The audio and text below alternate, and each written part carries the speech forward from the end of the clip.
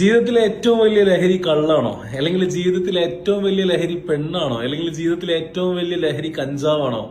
അല്ല മക്കളെ, ജീവിതത്തിലെ ഏറ്റവും വലിയ ആസ്വദിക്കാൻ പറ്റുകയാണെന്നുണ്ടെങ്കിൽ വീണ്ടും വീണ്ടും മനസ്സിലേക്ക് കയറിക്കൊണ്ടിരിക്കുന്ന ലഹരി നിസ്കാരമാണ്.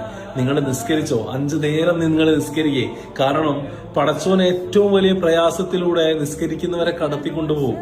അഥവാ നിങ്ങൾക്ക് ഒരുപാട് പ്രശ്നങ്ങൾ നിസ്കരിച്ചു കഴിഞ്ഞാലും വന്നുകൊണ്ടിരിക്കും. പക്ഷെ അവസാനം നിസ്കരിക്കുന്ന ആൾക്ക് പടച്ചോനൊരു സമാധാനം കൊടുക്കാനുണ്ട്.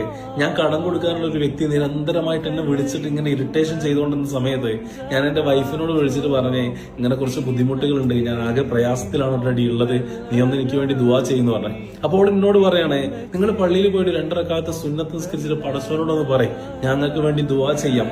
പടച്ചോനോട് അത് പറഞ്ഞതിന് ശേഷം 1 മണിക്കൂർ കഴിഞ്ഞപ്പോൾ ഈ വിളിച്ച് വെറുപ്പിച്ച ആള്, എന്നെ ചീത്ത വിളിച്ച ആൾ എന്നോട് വിളിച്ചിട്ട് പറഞ്ഞു, ഞാൻ കുറച്ച് പ്രയാസത്തിലായിരുന്നുള്ളത്, ഞാൻ നിന്നോട് വളരെ മോശപ്പെട്ട് പെരുമാറി പോയിട്ടുണ്ട്, നീ എന്നോട് പൊരുത്തപ്പെടണം കേട്ടോ എന്നുള്ളത്.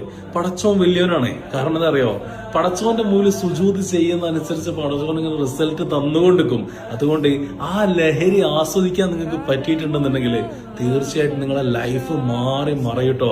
നിസ്കരിച്ചോ, 5 നേരം ഫർളാക്കപ്പെട്ട നിസ്കാരം നീ നിസ്കരിച്ചോ.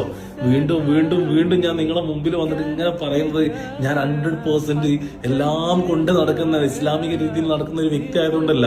പക്ഷേ ഇപ്പൊ നിസ്കരിക്കുന്നത് കൊണ്ട് ജീവിതത്തിൽ ഒരുപാട് മനസ്സമാധാനം ഉണ്ട്. മനസ്സമാധാനം എന്ന് പറഞ്ഞാല് നിങ്ങളോടൊന്നും പറയാൻ പറ്റാത്ത രീതിയിലുള്ള മനസ്സമാധാനം ഉണ്ട്. നിസ്കരിച്ചോ, അള്ളാഹു കൂടെ ഉണ്ടാവും, തീർച്ചയായിട്ടും കൂടെ ഉണ്ടാവും.